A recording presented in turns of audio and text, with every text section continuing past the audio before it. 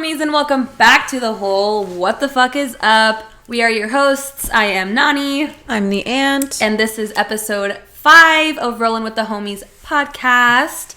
Fun fact for you guys before we get into it, we are also now on Spotify. So in case you are tired of looking at our faces, you can now just listen to our heavy Valley Girl accents on Spotify. It is going to be the same thing as our YouTube, Rollin' with the Homies podcast. Look us up, listen, all that fun stuff.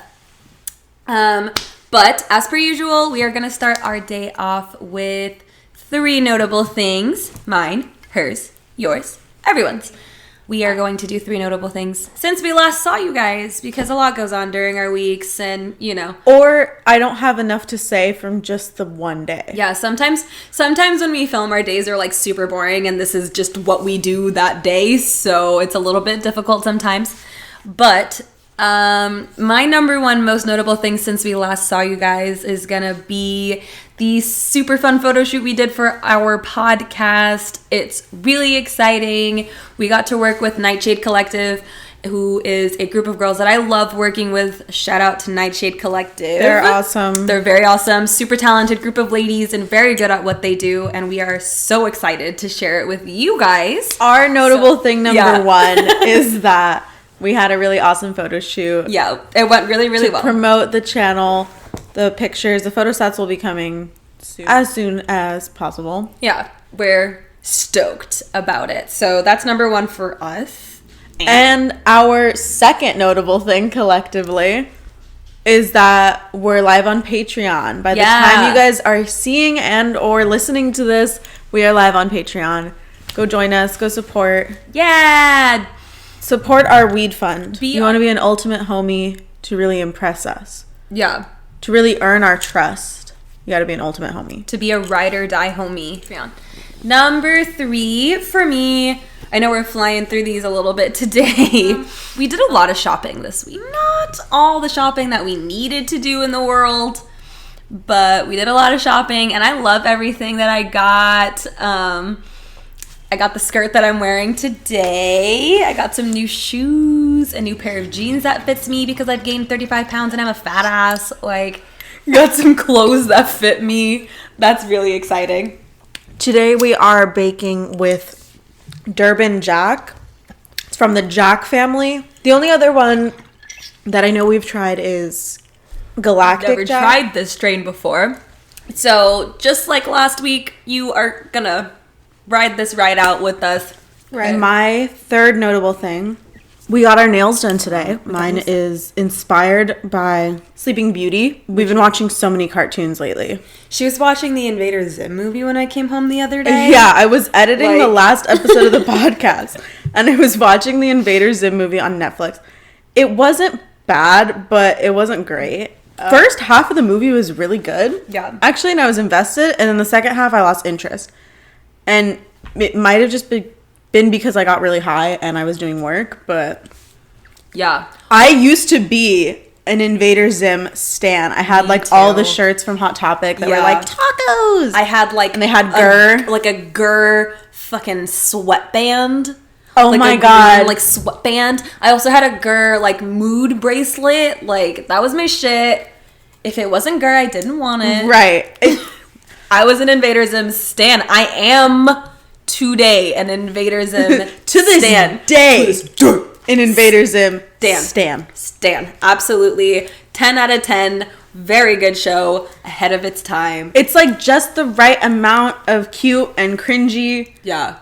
And it's great. And so I've talked about this on several episodes now about how good of a gift giver my mom is. I told her I liked Invader Zim once, and for Christmas, that year, I got every single Invader Zim thing that Hot Topic sold. I kid you not. My stationery was Invader Zim. Love it. All my shirts. I had a beanie. I had the arm things, the sweater where you put the Oh, I had a sweater with the little... And it has Gurr's little ears. Yeah. Oh my god. I'm gonna when the podcast gets to 1,000 subscribers on YouTube, I'm gonna get a Gurr tattoo on my leg, on my calf. more. I'm putting it in writing right now, in video writing. Hell yeah. You caught her in 4K. With the homies as my witness. Yeah. I will have a girl tattoo. Nice. Do what you gotta do, people, if you really want to see her with this girl tattoo. Get us to 1,000 subscribers. It'll be RAR XD. It'll be on her body. On my body forever. Yay. Fucking sick, bro. Anyway, what we're talking about is cartoons. Cartoons. A little bit ago, Andrea and I were talking about, like, the shows that we watched. Like, as a kid, she watched a lot of Disney stuff, and I watched a lot of, like, Cartoon Network and Nickelodeon. So... Imani makes fun of me because I'm a Disney adult. But I think I'm only, like, a mild Disney adult. Because I don't, like, live at Disneyland. Even before the pandemic, I wasn't... Well... I went a lot in high school. I don't know. You're lying. I don't know, man. You're lying. I just think that there's a point of cynical that's too cynical. And when you can't watch like a beautiful animated creation and feel that magic, like, bro, what the fuck? I'm not cynical. I don't know, man. I enjoy things. I just don't think that Disney is like, it's not as magical to me as it is to you. I enjoy a quick brief Disney day. Like, I definitely don't want to be there every day. I don't want to be there all day. Like, I like a quick, you know, like, I'll go on It's a Small World. I love it. It's fucking cute. Who doesn't like fucking cute things, you know? Like, I literally told Andrea today that I wanted to watch Alice in Wonderland. So, like, it's not like I don't enjoy these things. But I'm not a Disney adult. You don't want to be... I'm not a Disney adult. I want to be proposed to. I'm not a fucking lame. At the end... I don't know. Hey, fuck you, man. Bro, fuck you. You just went to Six Flags. Six Flags has DC. Six Flags... That's cool. Has DC and Looney Tunes. It's superheroes. Looney Tunes is so good. No. Fuck you, man. I don't know. Princesses are way better than superheroes. I love superheroes. Any day. We had this... I love superheroes. Especially DC superheroes. I'm not saying like, that maybe DC if they had like Marvel. Top tier or like anything, Disney has but Marvel. They have superheroes. Disney has superheroes too, and the better ones. And the hotter ones. Fair. Disney has everything. I don't know. I'm such a slut for the capitalism. Have you guys ever noticed that I kind of look like Kylie Jenner? Period. Per. Per. Anyway. Jinx, you owe me a soda. Okay, buddy. So the point is, she watched Disney as a kid, and I watched Cartoon Network and Nickelodeon. So when I was a kid, and by like kid, I mean like middle school, like freshman year of high school. Yeah. I feel like I was the biggest dweeb freshman year of high school. Oh, that was my low. Man, me too. I was such a loser. That was my low. Freshman year of high school. Anyway, I basically lived on like Tumblr and Reddit. Yeah. I used to read a lot of conspiracy theories. My whole personality trait. I was just telling people like, oh, did you know that this movie and this movie are combined? Like a huge fucking virgin. Fucking dork. What the fuck? Anyway. I'm done. But so some of my favorites. There's the classic. This one kind of got debunked a little bit with the creation of Frozen 2. We're not looking at that canonically, just Frozen 1. So at Elsa's coronation, you can see Rapunzel from Tangled and Flynn Rider walking into the castle. And so the theory started that they're cousins, Anna and Elsa, and Rapunzel. Those universes are connected already. Then it got kind of like complicated when they were talking about when Anna and Elsa's parents leave on their like boat ride that they die on. Spoiler alert, if you haven't watched Frozen, their parents die. Sorry to break it to you. They died in a shipwreck. Their ship went under the wave is what it shows. But in the theory, they were Tarzan's parents as well. Oh, I was going to say, wait, instead of Anna and Elsa's? No, also Anna and Elsa? Anna and Elsa are Tarzan's sisters. No. Because they survived. But see, the thing is, in Tarzan, it's a fire. The beginning, right? Their ship's on fire. And it's like way smaller. Right. Also, it doesn't make sense geographically. And because Frozen 2, we know that that's not where they went. And that's not how they died. Right. They literally tell us. Yeah, so that one's knocked right out. That the ship Ariel is exploring when the shark attacks her in Flounder is Anna and Elsa's parents' ship that went under Which geographically still doesn't make sense with Frozen 2, but if we're just looking at Frozen 1, it might. Little Mermaid, inspired by Denmark. That would mean that Otta Holland is somewhere between Norway and Denmark. Did anyone check? Check what? If Otta Holland's there. It's a joke, do you get it? Oh! I was like, wait, that's the place in the movie, Mani. It's not a real place. Don't tell them to look it up. No! I was like, you fucking dweeb. It was just a joke. I was just joking, like, oh, that's where it would be? Did anyone look? Ha ha ha. Do you get it? No. What do you mean? I mean, I get it. It's just stupid. Okay. Why would you shit on me like that, bro? I thought it was funny. I thought it was cute and, like, quirky. Like, oh, maybe someone should go look. Fuck you, bro. Fucking idiot. So that's that theory. It's kind of stupid, but it's kind of fun, too. I was also such a fucking nerd. Like, I spent so much of my time reading fan fiction.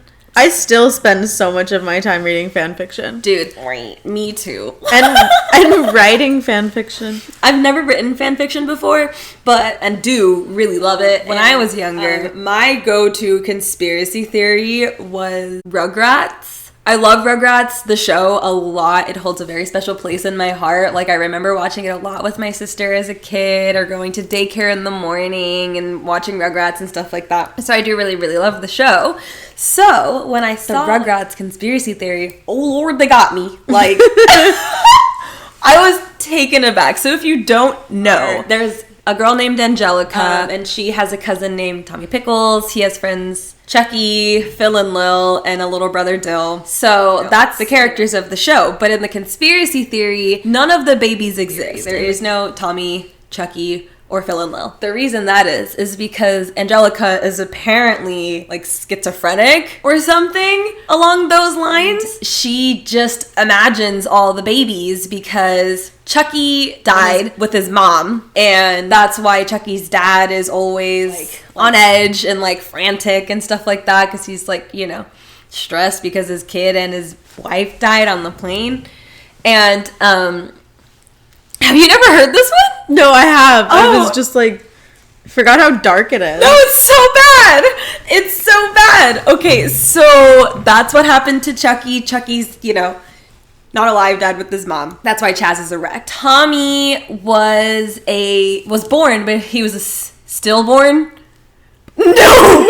Not a stillborn. You're right! Like, who, please, little fucking 11-year-old me did not need to be reading this fan fiction, but I was into it because I was like, what the fuck goes on? Okay, so yeah, Tommy was a stillborn, and that's why Stu is always building toys. He's building toys for the kid like he didn't get to have. So that's how that goes. That's what happened to Tommy. And Phil and Lil were aborted. Phil and Lil were aborted. And Angelica didn't know if it was a boy or a girl. That's why there's two of them. That's why they're twins. That's why they're the exact same. She just made it up in her head. Like, I don't know. Was it a boy or a girl that got aborted? No clue. Have them both. Damn. So that's how that theory goes. Crazy. 11, 12-year-old me shook to my core, I'm shook Brody. to my core right now. Shook to my core. You're ruining my childhood. You're welcome, for those of you who had never heard it before, because what a wild ride that one is, truly. Oh, one that was funny in Aladdin. The story starts out with this merchant trying to, it's like POV. Arabian merchant tries to sell you lamp.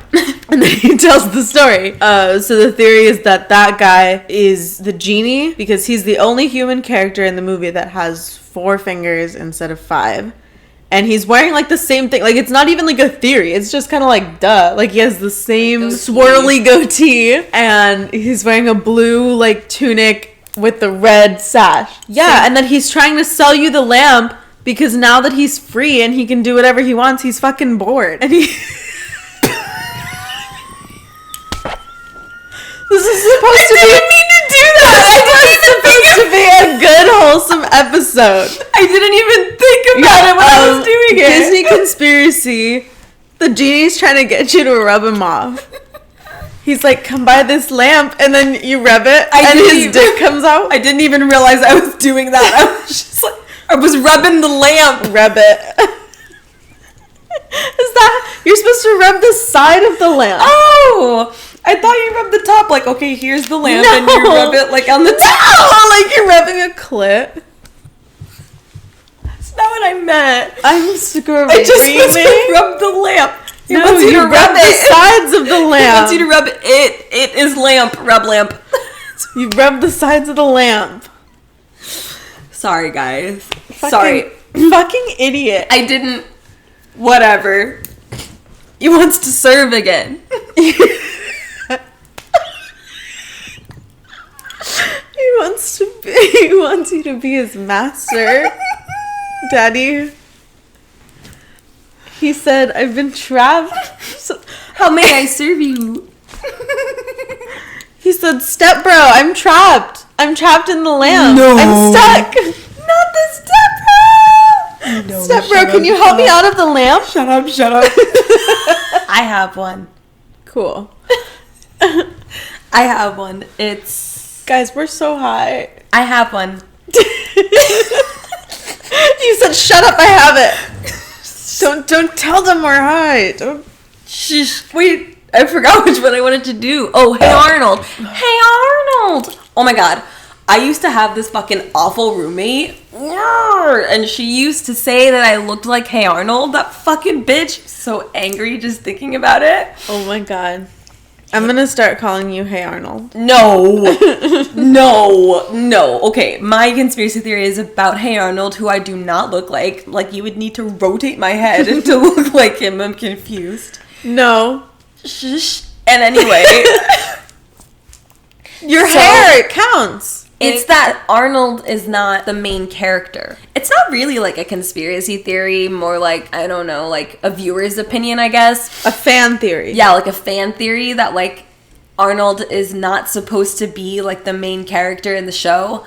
Because Hey Arnold is also a show that I really, really loved growing up, so I, think I know it pretty well. But if you don't, the girl who has a crush and, like, the villain in the show on Hey Arnold, her name's Helga Pataki. She, like, has a crush on Arnold, but is, like, that girl, like, that your parents, like, tell you about when you're younger. It's like, well, if he or she is mean to you, then it's because he or she has a crush on you. So, like, she's that girl, like, she's mean to him. She has significantly more lines than Arnold does in every episode. Like, at the end of, or at some point in the episode, Helga has an entire monologue in every single episode. Like, she has more lines than him put together, and we hear more about, like, Helga's life and, like, hear her thoughts about what's going on in the show more than we ever do Arnold's. So, do with that information what you will.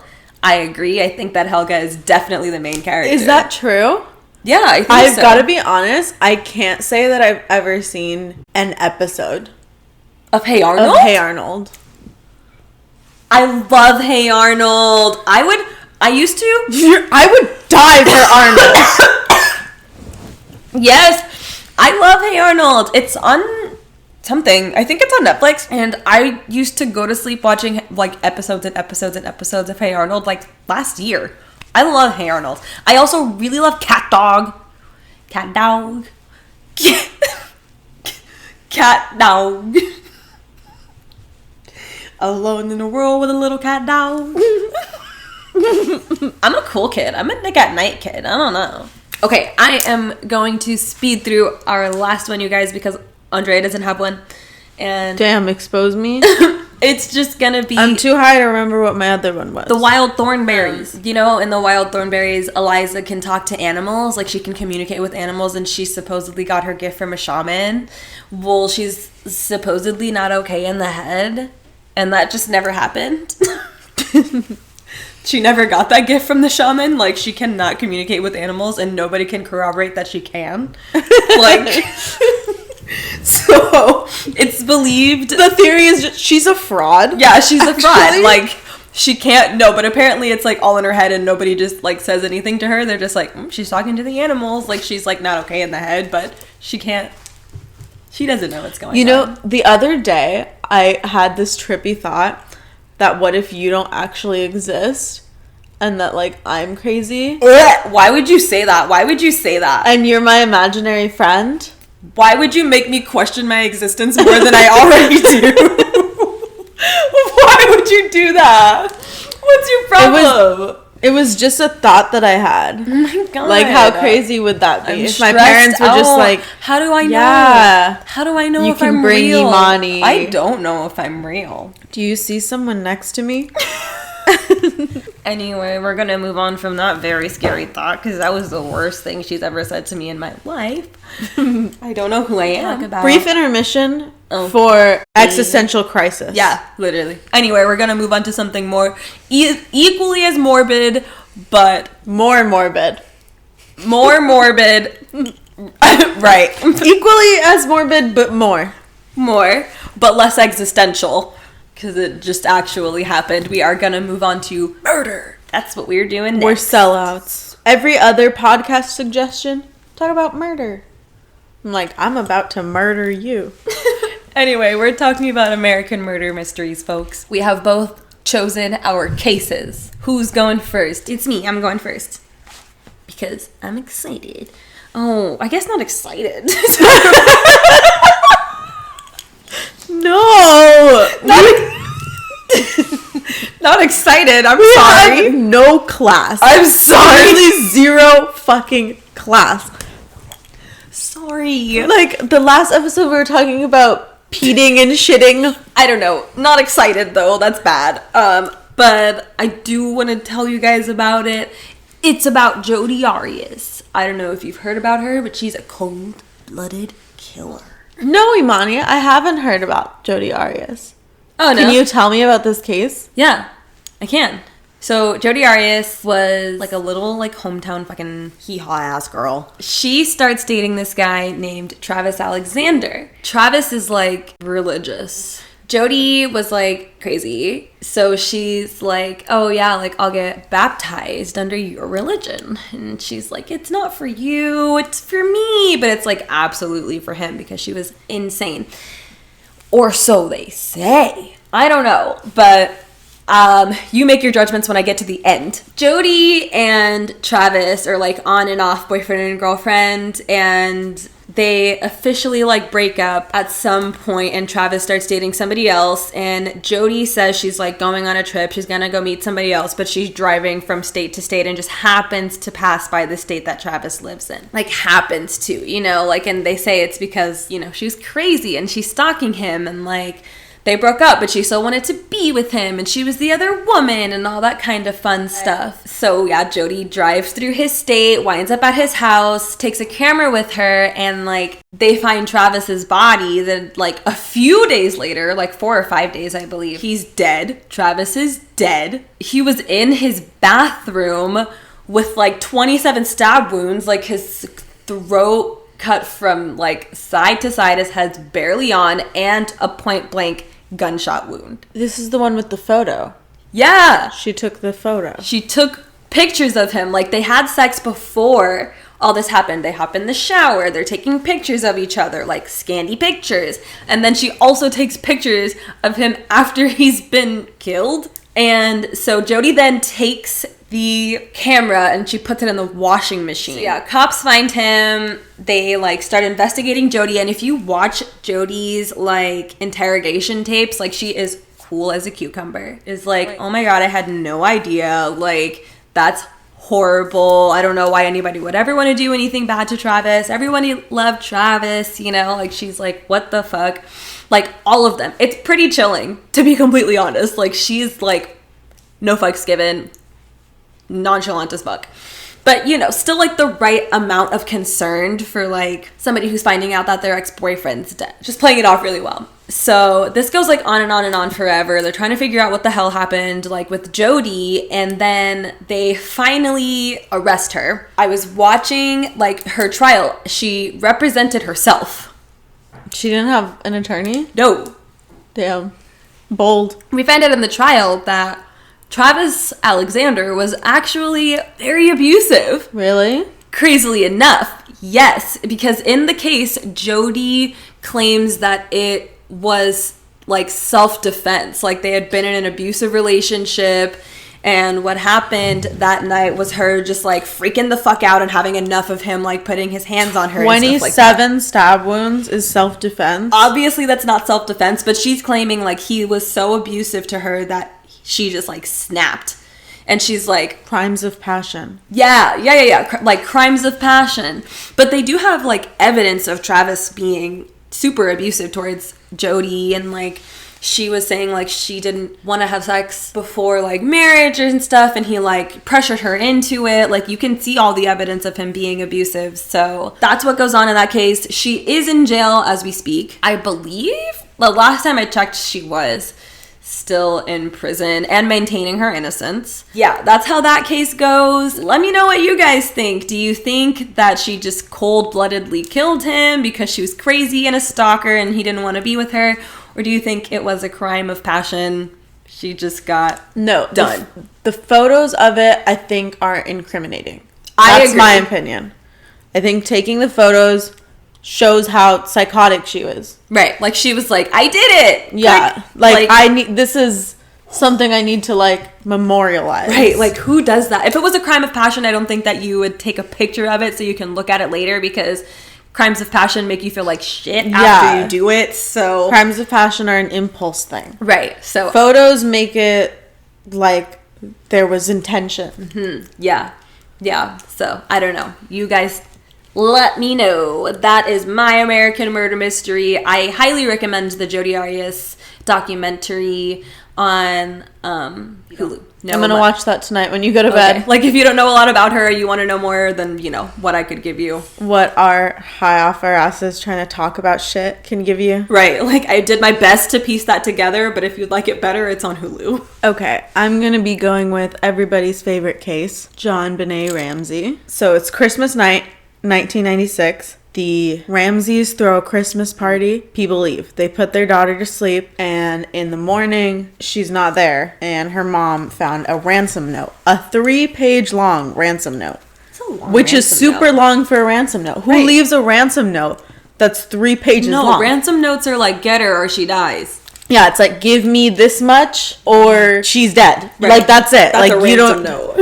And you write it with the little magazine letters. Yeah. No, but it was a 3-page one. It was very detailed, talking about what they were going to do with her if they didn't get their exact amount. And, like, they were this, like, small organization. Like, it was a weird note.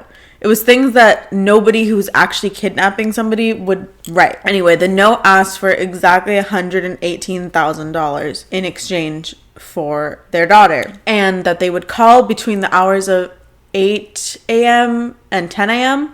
the next day with instructions on where to leave the money. The things that are weird about this case and why it's still a murder mystery, why nobody can solve it, is because nothing in her case makes sense. First of all, the ransom note was written with stationery from inside the house, which means that the kidnappers sat there in the house and wrote this note out. Nobody would do that unless it was somebody who attended the Christmas party.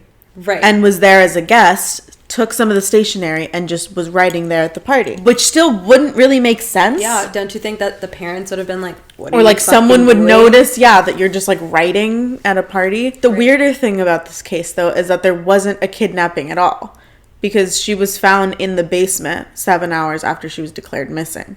The police didn't even do a thorough enough search throughout the house to find her in the basement. And by the time they found her, the entire crime scene was super contaminated.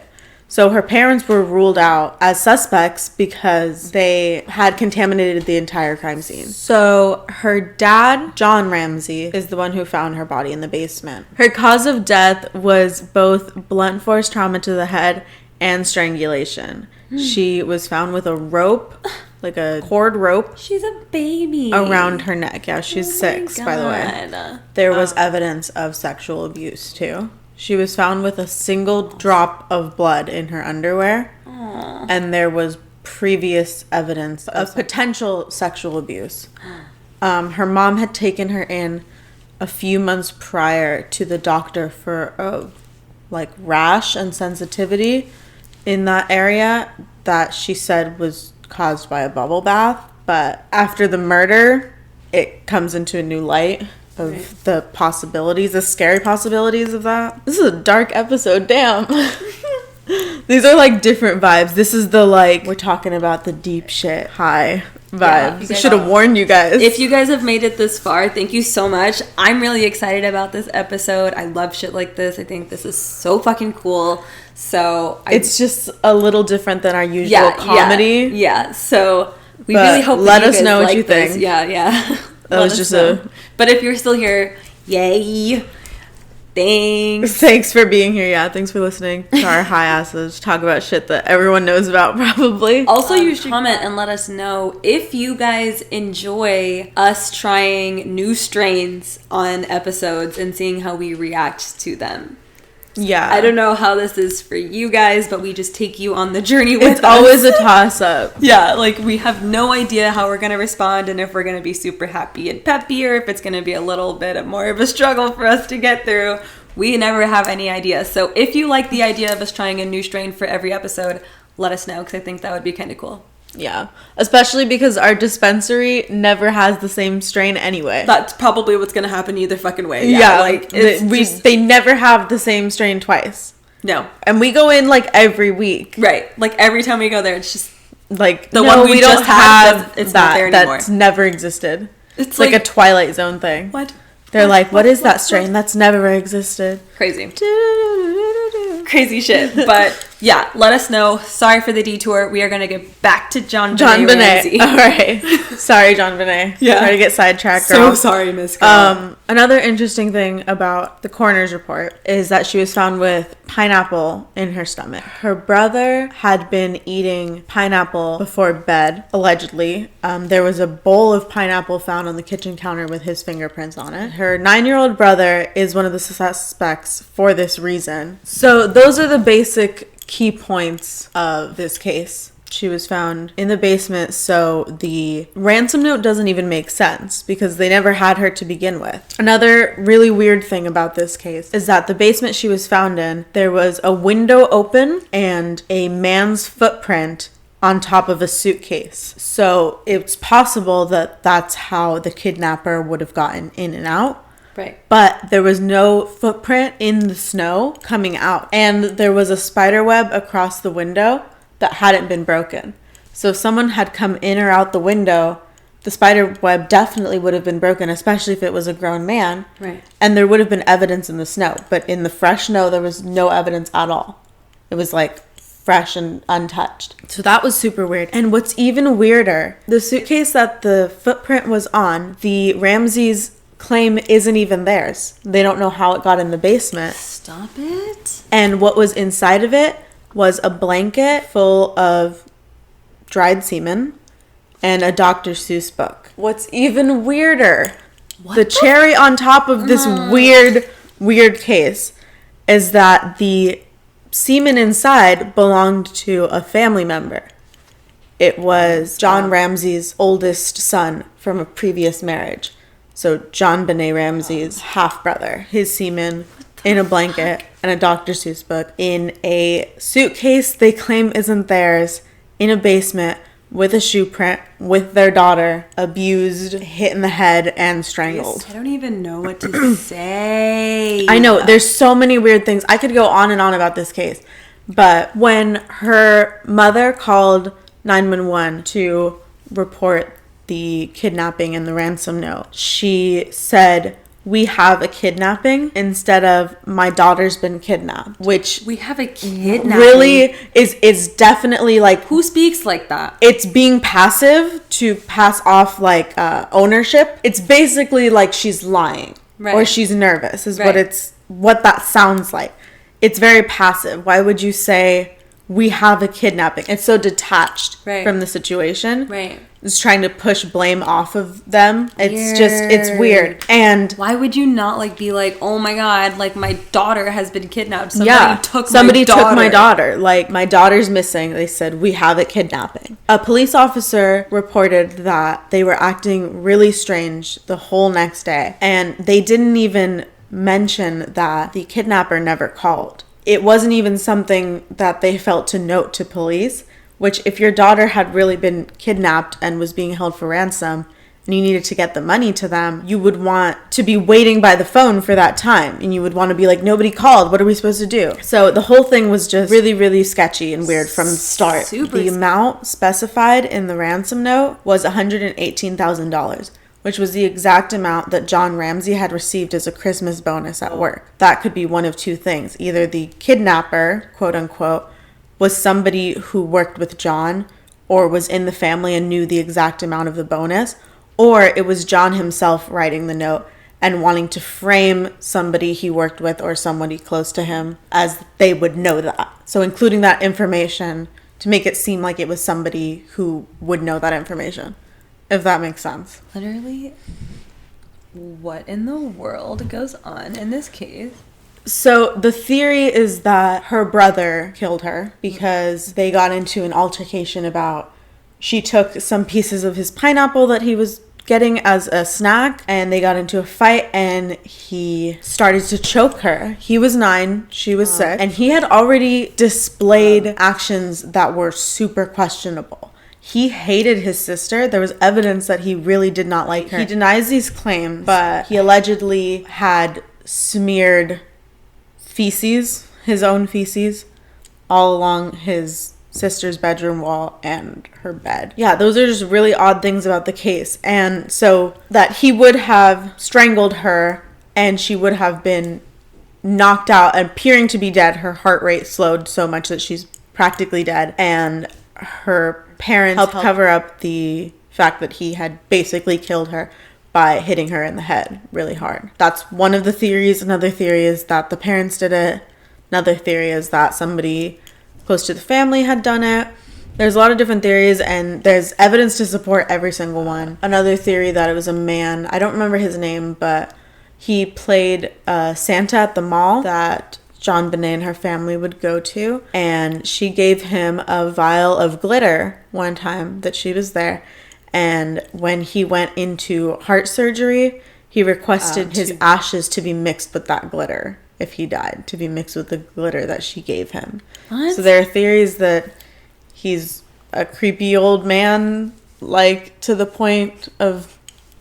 This shit doesn't even sound real. There was a lot of people in her life that could have done it. There's a lot of people that are really sketchy when you're looking at it. That's so crazy. Her brother is definitely sketchy. Baby. And I think it was her brother. That's my theory. That's what I believe. I don't see motive for her parents to have killed her. She was their prized pony, a 6-year-old beauty queen, literally. I don't know. I'll have to look into that one. That one's a really it's a classic, but it's a chilling one still every time. If my bones are chilled, yeah, for sure. Currently. If you guys are still with us, thank you so much for sitting through this episode with us. Let us know if you guys like content like this. It's a little bit different, but we enjoy it, so we hope that you enjoy it. We're trying to be fucking versatile. Right. We're giving you guys options, giving very much variety. Mm-hmm. You know? Period. We're into it. Let us know if you guys are into it, but we have been talking for quite some time and rambling on and on, like we always are, so we are gonna call it a night. Mouth is dry as shit. Yeah, so we're gonna call it a night. Please, as always, like and subscribe, turn notifications on if they are not already, follow us on social media, and also go ahead and check out our Spotify now that we have one of those as well. If you are listening to this on Spotify right now, if you are hearing my voice on Spotify right now, I love you. Right, love you. Thank you so for much. listening. Thank you for supporting. Yeah, go check out the Patreon as well. We've been working really hard on this. Yes. You know, it seems like we're fucking lazy bums. But we're not. But our hearts and souls are in this. Yes, and we are really excited to share those pictures from Nightshade with you guys. Thank you again, Nightshade, for doing this shoot with us. So much good shit coming up. So much good shit. So much good shit coming up. So, yeah, we're going to get out of here. I am Nani. I'm the Ant. And we are signing off. Signing off. Stay stoned, bitches, motherfuckers. Ultimate homies. If you get over there on that Patreon, stay stoned. Fuck. I have to pee so bad. Oh my god.